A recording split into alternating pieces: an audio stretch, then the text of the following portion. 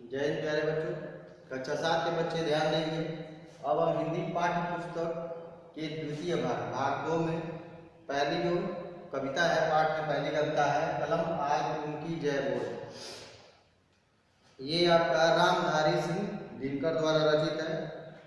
रामधारी सिंह दिनकर जो है वो राष्ट्र कवि हैं और उन्होंने जो स्वतंत्रता संग्राम सेनानी है, जिन्होंने हमारे देश को स्वतंत्र कराने में अपना योगदान किया, स्वतंत्रता की वेदी पर जो हंसते हंसते चढ़ गए, अपना बलिदान कर दिया, ऐसे वीरों के बारे में उन्होंने कविता लिखी हुई है। उस पर हम देखेंगे। कलम आज उनकी जय बोल, जला अस्थियां बारी बारी, छिटकाई जिसमें चिंगारी, चढ़ गए जो पुण्य वेदी पर, लिए बिना गर्दन का मोल। कलम आज उनकी जय बोल, जो अगणित लघुद्वीप हमारे, तूफानों में एक किनारे, जल जल कर बुझ गए किसी दिन, मांगा नहीं स्नेह मुंह खोल। कलम आज उनकी जय बोल, पीकर जिनकी लाल सिखाएं, उगल रही है लू लपट दिशाएं, जिनके सिंहनाद से सहमी, धरती रही अभी तक डोल। कलम आज उनकी जय बोल। आगे देखेंगे। अंधा चका चौध का मारा, क्या जाने इतिहास बेचारा, साक्षी है उनकी महिमा के सूर्य चंद्र भूगोल खगोल। कलम आज उनकी जय बोल। वीरता का एक तरह से स्वतंत्रता संग्राम जो सेनानी है, उनकी वीरता के बारे में कवि ने उल्लेख किया है कि वे हंसते हंसते किस प्रकार स्वयं को देश के लिए उन्होंने क्या किया, कुर्बान कर दिया, न्यौछावर कर दिया। तो हम एक एक पंक्ति का अर्थ देखते हुए चलेंगे।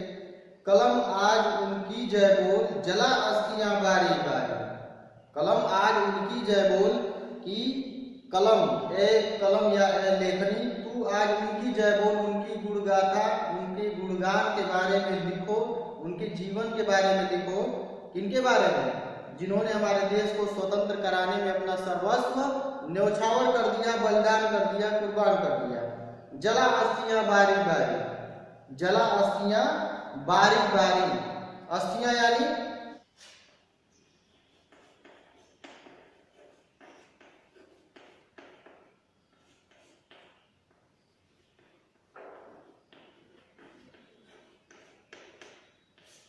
अस्थियां यानी हड्डियां।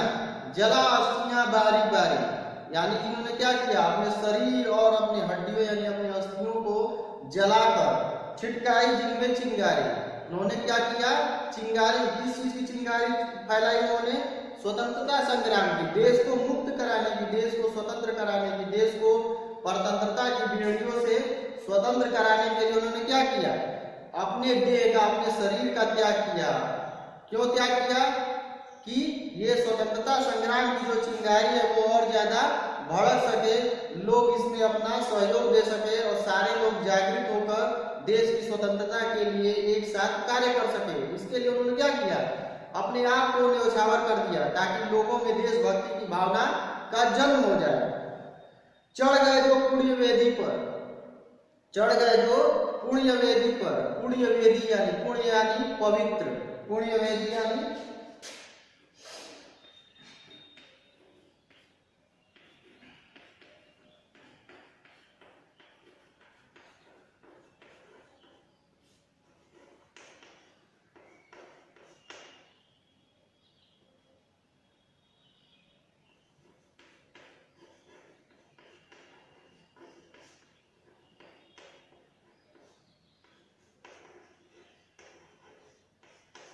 पुण्य वेदी का अर्थ यहाँ पे क्या है, पवित्र वेदी या बलिदान स्थल। यहाँ जहाँ उन्होंने अपना बलिदान किया, ऐसी वैसी जगह नहीं, उन्होंने किसके लिए बलिदान किया अपना? कौन सी पुण्य वेदी थी? मातृभूमि। किसके लिए? अपनी मातृभूमि के लिए, अपनी भारत माता के लिए उन्होंने क्या किया, अपने आप को बलिदान की वेदी पर यानी स्वतंत्रता संग्राम की वेदी पर उन्होंने क्या किया, अपने आप को समर्पित कर दिया, अपने आप को त्याग दिया, न्यौछावर कर दिया। लिए बिना गर्दन का मोल यानी वे इस बलिदान की वेदी पर इस देश की स्वतंत्रता के लिए चढ़ गए हंसते हंसते, बिना लिए गर्दन का मोल यानी अपने गर्दन यानी अपनी शीश का, अपने गर्दन कटने का उन्होंने मोल किसी से नहीं मांगा। कलम आज उनकी जय बोल, इसलिए ऐ कलम तू आज उनकी गुणगान के बारे में, उनकी गाथा के बारे में, उनके जीवन के बारे में, उनके बलिदान के बारे में लिखो, उनकी आज तुम जय बोलो। जो अगणित लघुद्वीप हमारे, अगणित यानी अनगिनत,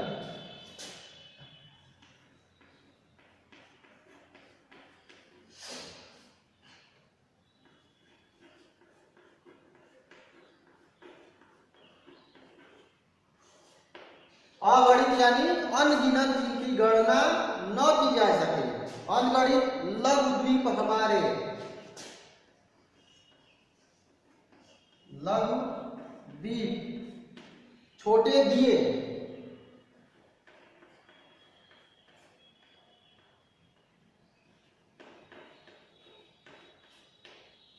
छोटे दिए, छोटे दिए कौन से, जो हम दीपावली का त्योहार भी नजदीक आ रहा है आपके, तो हम दिए क्या करते हैं, जलाते हैं, रोशनी के लिए जलाते हैं, अपने घर को क्या करते हैं, प्रकाश से भर देते हैं। तो जो अगणित लघुद्वीप हमारे, कवि ने यहाँ स्वतंत्रता संग्राम सेनानियों से क्या किया है, स्वतंत्रता संग्राम सेनानियों को द्वीप से तुलना किया है। द्वीप के द्वारा छोटे छोटे जो प्रकाश के लिए हम दीप जलाते हैं, उन दीपकों से उन स्वतंत्रता संग्राम सेनानियों की कवि ने क्या किया, तुलना की है।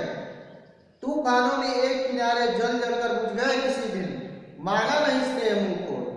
जो अगणित लघुद्वीप हमारे, यानी ये स्वतंत्रता संग्राम सेनानी कौन थे, हमारे लिए, हमारे देश के लिए, हमारे देश की जनता के लिए क्या थे, वो एक अनगिनत यानी जिनकी गणना न की जा सके, जिनका मोल न लगाया जा सके, ऐसे छोटे छोटे वो दीपक थे, वो स्वतंत्रता संग्राम सेनानी, वो वीर देशभक्त क्या थे, छोटे छोटे दीपकों के समान थे। तूफानों में एक किनारे जल जल कर बुझ गए, किसी दिन मांगा नहीं स्नेह मुंह खोल। वे छोटे दीप क्या हुए, परतंत्रता की तूफान, परतंत्रता की बेड़ियों में जकड़े हुए हमारे देश की उस अंधेरी रात, यानी गुलामी की उस अंधेरी रात, तूफान भरी रात में वे सारे दिए, यानी स्वतंत्रता संग्राम सेनानी रूपी जो दिए थे, वे जल जल कर एक एक करके क्या हो गए, बुझते चले गए। जल जल कर एक एक करके क्या हुए, बुझते चले गए। बुझते जाने से यहाँ आशा है कि उन्होंने अपना बलिदान कर दिया देश के लिए। वे हंसते हंसते फांसी चढ़ गए, किसी लोगों ने अपने सीने पर गोलियां खाई, तो जल जल कर बुझ गए किसी दिन। वे क्या हुए, छोटे छोटे दीपक एक एक करके बुझते चले गए, एक एक करके स्वतंत्रता की वेदी पर स्वयं को न्यौछावर करते चले गए देश की स्वतंत्रता के लिए। मांगा नहीं स्नेह मुंह खोल, लेकिन उसके बदले में उन्होंने देश की जनता से या हम लोगों से उन्होंने मुंह खोलकर कभी स्नेह, प्रेम, मान सम्मान की मांग नहीं की। उन्होंने जो भी दिया स्वेच्छा से दिया, बिल्कुल निस्वार्थ भाव से दिया। वे स्वयं स्वतंत्रता की वेदी पर बलिदान हो गए, लेकिन उन्होंने इसके लिए कभी हमसे किसी कीमत की मांग नहीं की, किसी प्रेम या सम्मान की मांग नहीं की। इसलिए कलम आज उनकी जय बोल, इसलिए ऐ कलम तुम आज उन स्वतंत्रता संग्राम सेनानियों की जय बोलो, उनकी गुणगाथा और वीर गाथा के बारे में लिखो, जिन्होंने निस्वार्थ भावना से स्वयं को स्वतंत्रता के लिए समर्पित कर दिया, किंतु न देश से उन्होंने कुछ मांग की, न देश के लोगों से। पीकर जिनकी लाल सिखाएं, पीकर जिनकी लाल सिखाएं, उगल रही लपट दिशाएं। पीकर जिनकी लाल सिखाएं, लाल सिखाएं से तात्पर्य है उनकी लहू, यानी जमीन पर गिरा हुआ उनका लहू, खून, ब्लड, यानी जमीन पे गिरने के पश्चात उनके जो खून से बनी हुई शाखाएं, जो धाराएं बही, उन धाराओं को पीकर उगल रही लपट दिशाएं, जमीन के साथ साथ लू लपट, लू यानी क्या है आपका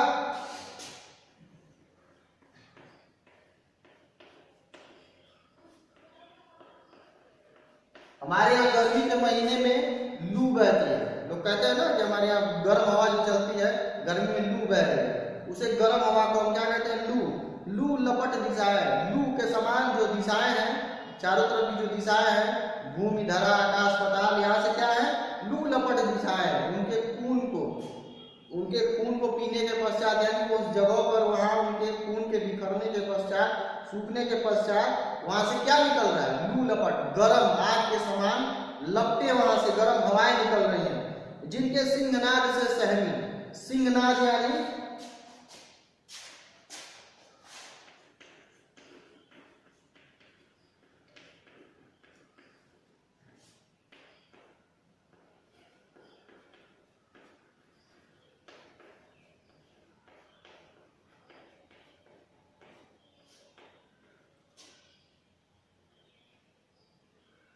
सिंहनाद यानी शेर की गर्जना, सिंहनाद अर्थात शेर की गर्जना, शेर के समान गर्जना करना, जिनके सिंहनाद से सहमी धरती रही अभी तक डोल, जिनके सिंहनाद से यानी जिनकी दहाड़ से स्वतंत्रता के लिए उन्होंने जब शत्रुओं को, बैरियों को, अंग्रेजों को ललकारा तो उनकी दहाड़ से, वो दहाड़ से धरती रही अभी तक डोल, यानी उनके दहाड़ से धरती क्या है? अभी तक कंपायमान है, कंपित हो रही है, दोलन कर रही है। कलम आज उनकी जय बोल। इसलिए ऐसे वीर और निर्भीक स्वतंत्रता संग्राम सेनानियों के लिए ऐ कलम तुम जय बोलो, उनकी वीर गाथा के बारे में लिखो, उनके जीवन के बारे में लिखो। आगे बढ़ते हैं। अंधा चकाचौंध का मारा क्या जाने इतिहास बेचारा, अंधा चकाचौंध का मारा क्या जाने इतिहास बेचारा। इतिहास यहाँ कवि ने किसके बारे में व्यंग किया है? इतिहास पर व्यंग किया है, हिस्ट्री पर व्यंग किया है। इतिहास पर क्यों व्यंग किया है? इतिहास उन्हीं के बारे में लिखता है जिनके बारे में कोलाहल हो, चकाचौंध हो, यानी इतिहास किसकी ओर नजर अधिक रखता है? चकाचौंध की ओर। इतिहास आप जब भी पढ़ेंगे तो उसमें राजसी ठाट बाट और राजा महाराजा या फिर बड़े बड़े लोगों के बारे में आपको अधिकतर सुनने को मिलेंगे। आम लोगों के बारे में इतिहास में लेखन के लिए बहुत कम स्थान आपको मिलता है। तो अंधा चकाचौंध का मारा क्या जाने इतिहास बेचारा, यानी वो इतिहास जो सिर्फ बड़े बड़े हस्तियों, राजा महाराजाओं, राजघरानों और वंशों के बारे में सिर्फ उल्लेख करता है, वो इन स्वतंत्रता संग्राम सेनानियों के बारे में जो हम आम सामान्य जनता के बीच से उठकर और स्वतंत्रता की वेदी पर हंसते हंसते चढ़ गए, ऐसे लोगों के बारे में ये इतिहास क्या जानेगा? क्योंकि इसकी नजर कहाँ होती है? चकाचौंध पे, चमक दमक पे, राशि ठाट बाट पे, धन वैभव ऐश्वर्य पे इस इतिहास की हमेशा नजर रहती है। आम लोगों, सामान्य जीवन के इतिहास की हमेशा उपेक्षा हुई है। तो कवि क्या कहता है? अंधा चकाचौंध का मारा क्या जाने इतिहास बेचारा। अंधा चकाचौंध का मारा यानी चकाचौंध से अंधे हो चुके इतिहास के बारे में कवि कह रहा है कि इतिहास क्या जानेगा? उन स्वतंत्रता संग्राम सेनानियों के बारे में चकाचौंध से भरा हुआ ये इतिहास क्या जानेगा? व्यंग कर रहा है इतिहास पे। साक्षी है उनकी महिमा के, साक्षी यानी गवाह।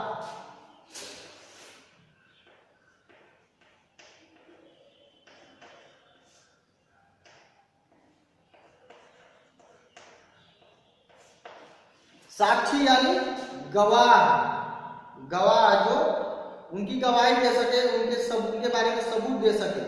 तो साक्षी है उनकी महिमा के सूर्य चंद्र भूगोल खगोल, सूर्य चंद्र भूगोल खगोल, उनकी महिमा के यानी स्वतंत्रता संग्राम सेनानियों के, उनकी महिमा के, उनके कार्यों के, उनकी देशभक्ति के, उनके त्याग के, उनके बलिदान के बारे में, उन्होंने जो देश के लिए किया, मातृभूमि की सेवा के लिए किया, देश की स्वतंत्रता के लिए उन्होंने जो अपना सर्वस्व न्यौछावर कर दिया, उसके साक्षी कौन है? सूर्य, सूरज है, चंद्रमा है, भूगोल यानी मूक, मूक साक्षी यानी जो बोलते नहीं है। सूर्य बोलता नहीं है लेकिन वह युगों युगों से, शताब्दियों से क्या है? आसमान में एक छोर से उस छोर तक चमक रहा है। चंद्रमा क्या है? सूर्य के समान वो भी नक्षत्र है। भूगोल, भूगोल यानी पूरे विश्व के जो चौच धरातलीय अफवाह है, धरती, नदी, पहाड़, पठार, ये सब क्या है? ये एक अनिश्चित काल से, अनंत काल से क्या है? हमारी धरती पर विद्यमान है। खगोल, खगोल यानी आपका ब्रह्मांड, आकाश मंडल, इसमें ग्रह, नक्षत्र, सूर्य, तारे, ये सब क्या है? विद्यमान है। तो ऐसे वीर पुरुषों के साक्षी कौन है? ये न बोलने वाली चीजें हैं, सूर्य, चंद्र, खगोल, भूगोल यानी धरती, पहाड़, पठार और नक्षत्र, तारे और ब्रह्मांड ये क्या है, इनके साक्षी हैं। कलम आज उनकी जय बोल। ऐसे गुमनाम हो चुके कितने ही स्वतंत्रता संग्राम सेनानियों जिनके बारे में इतिहास में कहीं पे जिक्र नहीं मिलता है, कुछ लोगों का मिलता है, कुछ लोगों का नहीं मिलता है। ऐसे सभी स्वतंत्रता संग्राम सेनानियों को जिन्होंने एक छोटे स्तर से लेकर एक बड़े स्तर तक स्वतंत्रता संग्राम में अपना योगदान दिया, अपना सर्वस्व न्यौछावर किया, ऐसे सभी वीर सेनानियों के लिए ऐ कलम तुम जय बोलो, उनकी महिमा का गुणगान करो, उनके जीवन के बारे में लिखो। इसलिए ऐ कलम ऐसे वीर पुरुषों की तुम जय बोलो। रामधारी सिंह दिनकर जो थे, बिहार के मुंगेर जिले के सिमरिया नामक ग्राम में 23 सितंबर 1908 को उनका जन्म हुआ था। ये लेखक, कवि और निबंधकार थे और वीर रस के प्रधान कवियों में इनका नाम आता है। इनको पद्म विभूषण, साहित्य अकादमी और ज्ञानपीठ, उर्वशी के लिए इनको ज्ञानपीठ मिला था। उनकी प्रमुख रचनाएं है रश्मि रति, परशुराम की प्रतिज्ञा, उर्वशी की संस्कृति के 4 अध्याय। सन 1974 में इनका देहांत हो गया। तो कवियों के बारे में भी आप अपनी पुस्तक में जो दिया हुआ है, उनके जन्म, मृत्यु, उनकी रचनाएं, उनकी क्या क्या उपलब्धियां हैं, इसके बारे में भी आप पढ़ेंगे। ये परीक्षा के लिए उपयोगी है। इसके बाद हम आगे बढ़ेंगे अभ्यास प्रश्नों पे। अभी तक के लिए हम यही समाप्त करते हैं, इसके बाद आगे।